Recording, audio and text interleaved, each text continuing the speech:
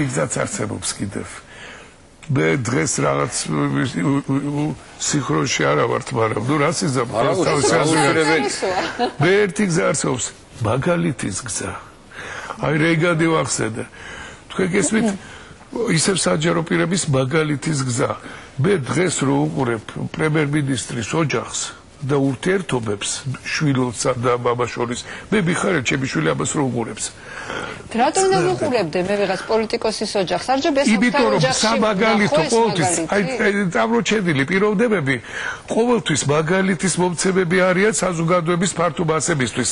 ხშირად სამხედროობით ყველაფერთ ამას პირადი ქცევას დიდი მნიშვნელობა აქვს.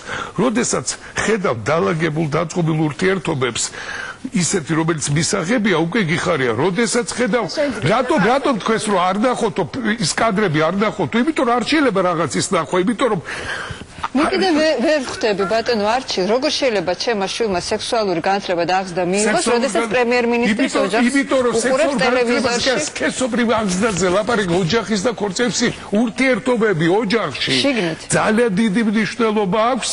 ეს ყოველთვის იგრძნობა. როდესაც ვიღაცა საჯარო პირი ქალბატონ ბოროშკი და რომანი წაკითხული გაქვთ, აი როდესაც წაიკითხეთ. რატომ? ცხინვალეთ არის ასახული ის რაც თქვენ ალბათ არ იცით და მე ვიცი როგორც სექსოლოგმა.